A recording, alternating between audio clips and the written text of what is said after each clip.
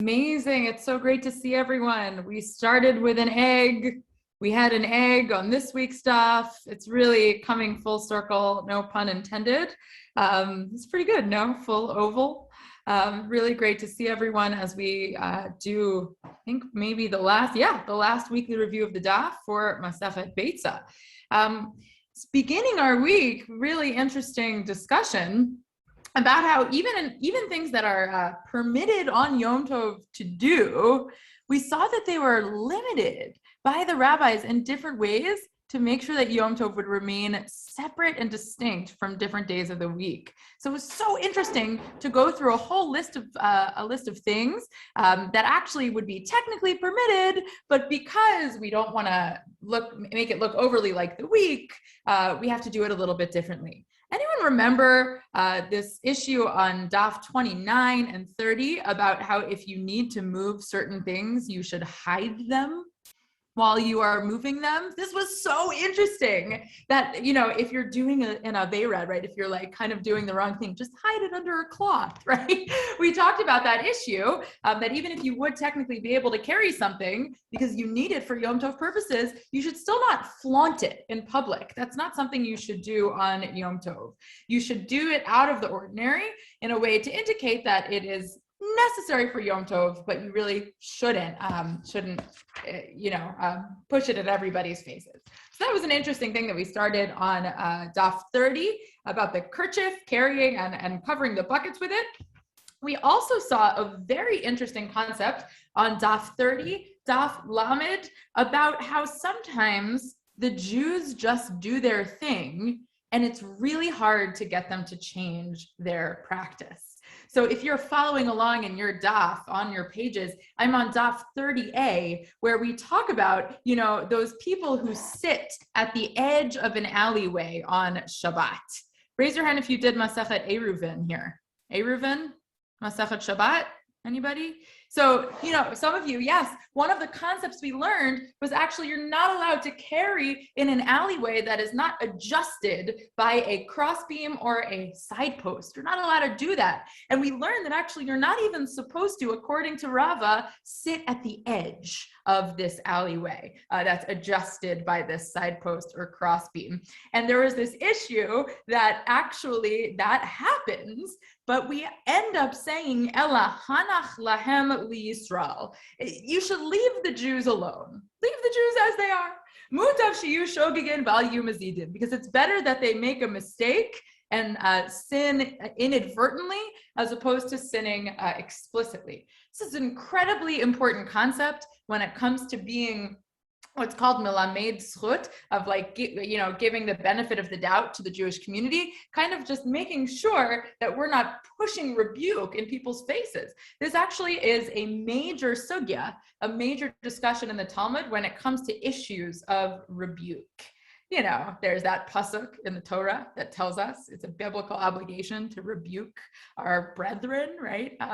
Our fellow Jews. Well, this is a great example in the Talmud of one location where it says you don't rebuke if they're not going to listen, right? And there are other locations in the Talmud where that happens, but it's a great reminder, especially when we're so flooded with religious kind of dicta, just kind of telling us, do this, do that, do that. It can so easily get into this place of, well, let me tell you what to do. And I'm sure many of us can think of, I know I can, situations where my Jewish practice was corrected in a way that didn't feel like I could accept that rebuke.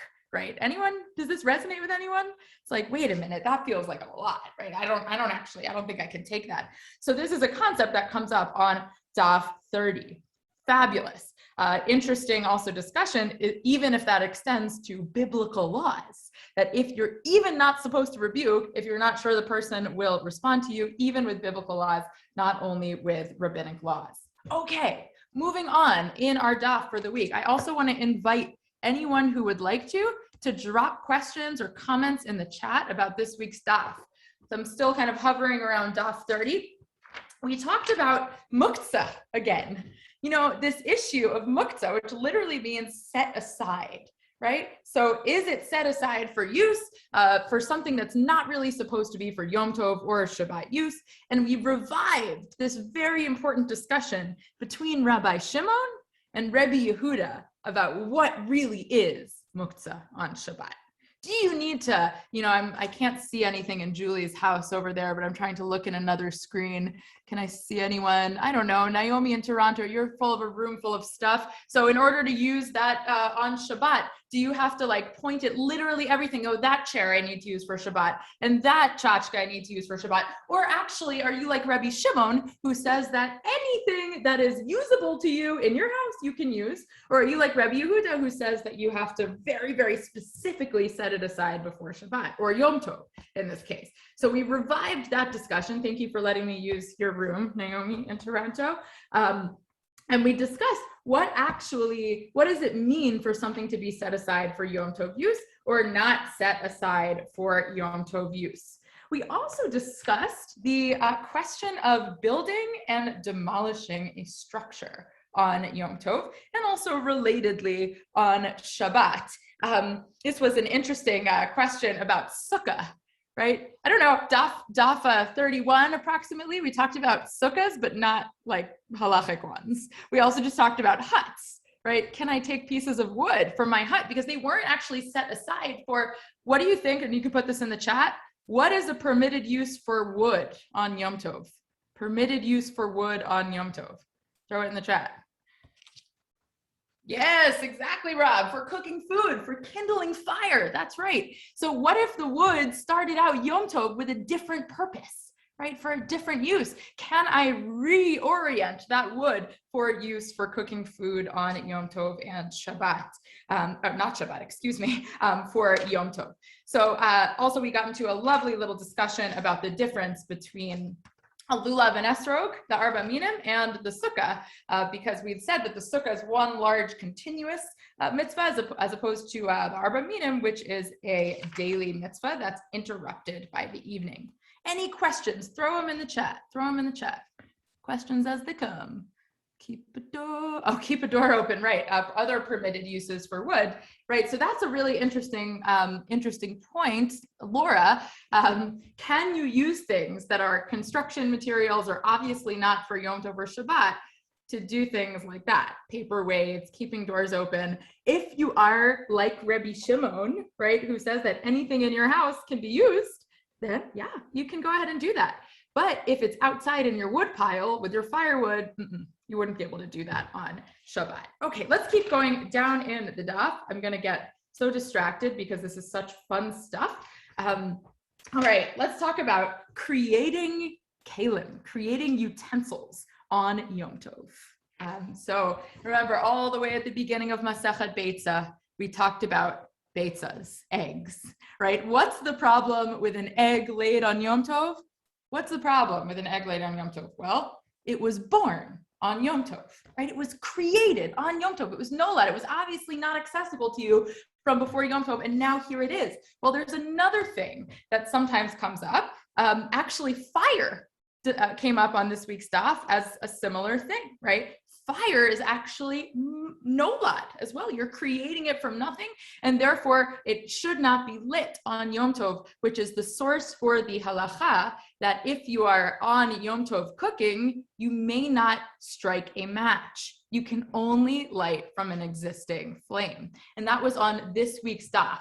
Amazing when such practical halacha comes up on the daf. Very, very cool. There's also an issue with creating utensils or fixing utensils on Shabbat. And we had a little bit of Hanukkah excitement. All right, what do you think? What's the Hanukkah connection on this week's daf? I know it's just Cheshvan, but what do you think? Hanukkah connection on this week's daf for 10 points, 15 points. It's a hard one. Not really, maybe, I don't know. Daf 33, 32. We talked about wicks. Right? We had a whole detour to discuss wicks, and can you take one long wick and turn it into two on Yom Tov? The issue, of course, being mitaken kli. You're creating a utensil, you're fixing, you're repairing, you are generating new stuff on Yom Tov, which you are not permitted to do. And we actually learned in the Mishnah on Daf 32 that according to Rabbi Yehuda, you can cut your wick with a flame. You can cut it with a flame. You can't cut it with scissors. But what you can do is you can have a lamp that has a really long wick going to another lamp. And if you light that flame in the middle to cause the wick to split, what you're doing is not cutting a wick. You are lighting a flame. So that's what's called a malacha she'ena tzricha legufa. You're doing something, but it's actually not for the forbidden thing that's happening. That thing happens to just be a consequence of what you're doing. So we learned about that as well. We did also have a lovely little toilet detour on this week's daf. You gotta love a week of daf that has fecal matter, associated with it. But not only that, but we also had literal toilets. We talked about the question, can I build a makeshift oven, right, on Yom Tov? I got to cook, right? We've been talking about slaughtering and all these, I got to cook on Yom Tov. Well, can I take 2 rocks and then put a pot on top of them, right, and create an oven? Well, no, right? You're building in that case. And then we took a detour and we said, well, can I take 2 rocks and put a body over them and create a toilet, right? So we talked about that in the daf as well. Ultimately, we said that's not a problem because a human body over these 2 rocks would not constitute an ohel, a covering or a building. It's not real binyan, it's not real building.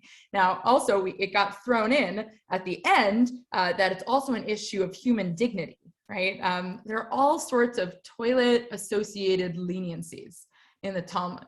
And we don't often think about this because thank God our facilities, right, are quite advanced. But when we look at the discussions of bathrooms in the Talmud, it's not just funny, right? It's actually amazing how many dispensations there are for human beings to get their needs met, do it in a clean way, in a respectful way. So that also came up on the daf. Okay, so other questions. Oh, Rob, I'm so glad you put this in the chat. That's where I wanted to go next. On daf 32, 33, we had a really bizarre set of agadata, which means Talmudic storytelling, Talmudic narrative, where we were talking first about how the people who don't live their lives with compassion and mercy, no chance they're Jewish, right? That's one thing that we saw, which is really interesting, right? It's like, I'm just gonna read it here. It says, Kol hamarachem ala brios, anyone who has mercy and is compassionate with people, biyadua shehu mizaro shel Avram Avinu. That person is obviously a descendant of Abraham, our forefather. The kol mi she'eno merachem ala brios, and anyone who's not compassionate, biyadua she'eno mizaro shel Avram Avinu. Obviously, that person is not a descendant of Abraham, our forefather. Wow, that statement packs a punch about the importance of compassion, particularly, and I find this so amazing, but the word for compassion in Hebrew is actually related to the word for womb, right? So rachamim and rechem, compassion and womb, are related words. So what does it mean to have compassion? It actually means to almost irrationally take people in as a part of you, right? Feel them as a part of you, have deep empathy for them. That's a required part of being Jewish.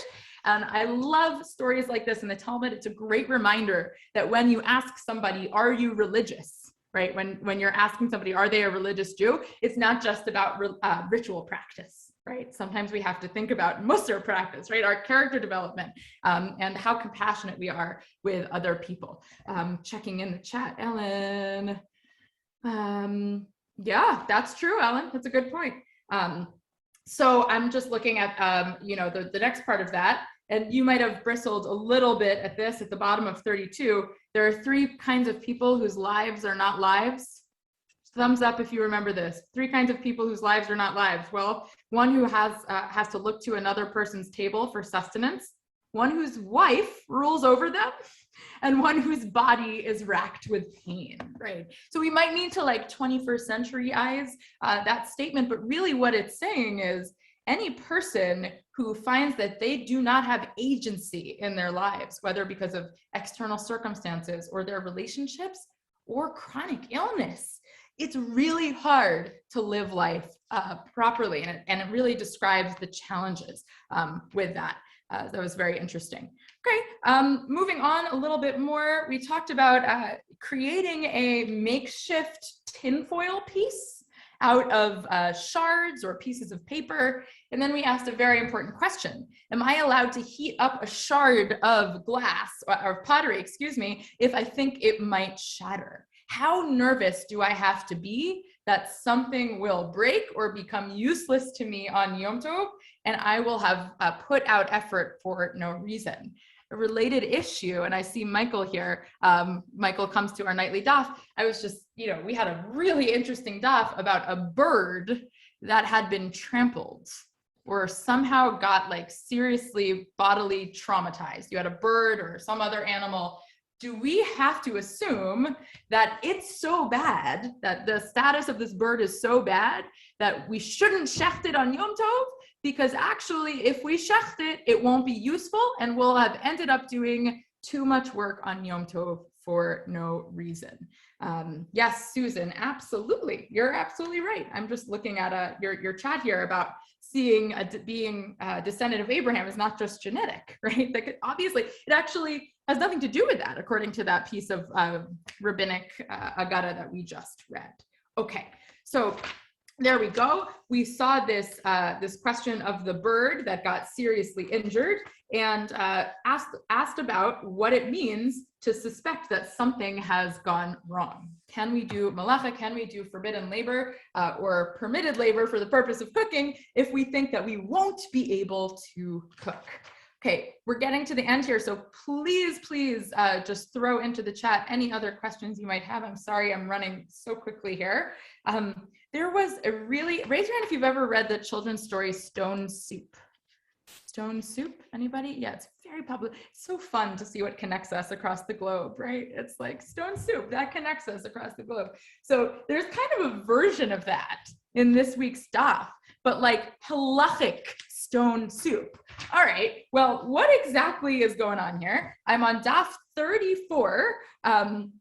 It's so interesting. Let's say one person brings the fire, one person brings the wood, one person puts the empty pot into position, one person brings the water and pours it into the pot, one puts the spices, one stirs the pot. We learn that all are liable, actually, for violating the laws of Shabbat in that case. And we actually go through each one and we see how it's not just one act of cooking. Each stage actually helps the process of cooking so much that you would be in violation of a biblical law for doing this. It was really interesting. And then we said, but if the guy with the fire, if he comes after everybody else, then nothing has happened for any of those other people, right? Because all you're doing is just putting some water in a pot. There's no fire under it, there's no problem. But it's just this amazing reminder of how stretchy intellectually and how interesting halacha can be, right? You're taking something like, oh, there are the laws of Shabbat. Now we're throwing 5 people into one forbidden law of Shabbat and trying to understand if all of them could be liable for one thing. And the answer was yes. There's a halacha. This is a pretty niche halacha, niche Jewish law, but I'm gonna say it because it's really interesting. So one person stirs the pot with a ladle. That was a problem. Why? What's the biblical problem with stirring a pot while it's on the fire? Any ideas in the chat? Biblical problem stirring a pot on the fire. Mixing, you are mixing, but mixing is fine. Unless, of course, you're kneading on Shabbat, that wouldn't be fine. But you've got a pot of soup, you're mixing it on the fire. Or, some people understand this also in the realm of crock pots. You have the crock pot in the crock and you're mixing in the crock pot. What's the problem? Any ideas? All right. Yep. Okay, good. So Ken is in. Oh, yeah. Okay. So interesting about Gabrielle's comment is you can definitely, what we learned on this week's daf is that you can definitely be in violation of putting in too much work to something on Yom Tov. I'm so glad, Gabrielle, you said something, because also on this week's daf, we talked that you're really not supposed to cook some kinds of vegetables on Yom Tov that are really labor intensive. So like there was discussion of maybe something like a Jerusalem artichoke, things that like require a ton of work that you should have done before. You should not actually cook those on Yom Tov. Don't take that as my practical halachic word for it, because there's a whole debate about what vegetables these are. But the rule is If you are able to do things before Yom Tov to prepare, you really, really should. Okay, I'm so excited about all these different things. So creating the mixture, right? That's not necessarily an issue unless it's really goopy. That could be an issue of kneading. But then I got a private message, the spoon might break and you would mend it. Interesting, I love that. But the direct issue is actually connected to cooking. When you stir something on the fire, what are you doing? You're hastening, yes, Laura, you're hastening the cooking process. So it's a direct violation of what's called bishul, of cooking. So there you go, there's an instance where 5 people, even the ones stirring the pot, could be liable for one malacha of cooking. Okay, what else? Any other questions from this week? I know we're getting to the end. I'm checking it out just to make sure I didn't miss anything. Ooh, we had a complicated issue yesterday. Last couple days, complicated issue about when something becomes liable to tithing. See this whole discussion? It's very easy to get lost because none of these laws really apply in the same way. But there's a question about food production. I don't know if anybody here works in food production or has worked in food production, but the major question we asked was, at what point is the food finished being produced? And at that point, it becomes liable to be tithed. So we asked all of these questions about when it becomes liable to be tithed, and even if Shabbat itself turns food into a product that is tithable. Why is that? Because on Shabbat, everything we eat is a full meal. There is no such thing as snacks on Shabbos, according to the Talmud. So if everything in our possession is available possibly for a full meal on Shabbat, maybe even Shabbos itself, just coming up on the calendar, that would turn your produce into something that can be tithed. Michael asks, roof is leaking on Shabbat or festival. What do we do? Related to which issue? What are you referring to? Just in general? Because of fixing, you won't be able to fix it? Is that what you mean, Michael? He's typing. So in general, there's not much we can do. Destroying stuff, yeah, there's not much we can do. There's actually a discussion in Tractate Shabbat about a building that was on fire, right? A building that's on fire, and you know it's not going to hurt anyone, but it will just maybe damage some things, right? We actually asked, can you put out that fire? And the answer was maybe not. Right? If it's not going to damage things, we had a question, well, can I go run in and take certain things out? But this was a real question. In the case of serious damage, what are you able to do?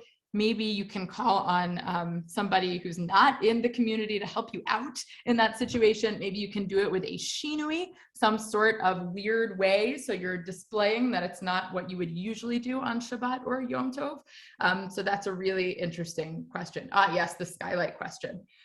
Does the idea of tithes now of the Fall Temple apply to supporting Jewish organizations or charity? Great question. People do apply it, but it's a little bit stretchy halachically, right? In the realm of Jewish law, it's not a direct mapping, right? So we don't take all of the laws that had to do with the tithing of our foods that went actually to the Levite and to the poor and to the priest. It's a little bit different. And what we have is a body of halachic literature that invites us to apply some of those laws to being charitable. And really just a basic question about, are we charitable people? What percentage of our income are we giving both to charity and also to the observance of mitzvot? All right, any final questions? Who's excited to finish Beitzah? Yeah, I don't know. Did we like Beitzah? Was this a nice tractate? Were folks animated by this? I'm just looking at your faces here. Laura has maybe feelings. I don't know. Yeah, this was a totally, and this, let's not forget that Tractate Beitzah is also known as Tractate, there you go, mostly known as Tractate Yom Tov, right? This was the tractate that really addresses the question of Yom Tov, of what it looks like to observe the holidays. And something we can think about as we conclude this morning, but also as we conclude the whole tractate is, what do we learn about the difference between Yom Tov and Shabbat, right? And that's actually the topic of today's daf, tomorrow's daf. What is different, other than, of course, being able to prepare food. I would also just like to drop in the room that a major difference seems to be the focus put on joy, right? Simchat Yom Tov, physical enjoyment, is so central to the laws of Yom Tov and how we conduct ourselves on Yom Tov. So a lot to think about. I hope to see many of you on Monday for the Siyum. Julie, what time is the Siyum? I believe the Siyum is at 1. Let me double check. Maybe 2, actually? 2, maybe 2. Hold on. Bring it up. Correct, the Siyum is at 2. Okay, we're gonna party. 2 Eastern. Amazing, 2 Eastern. I'll see you there, and we'll all eat eggs together if you're into that. We'll see you there. And then we'll go backwards to Rosh Hashanah, which we thought we had left behind just a few weeks ago.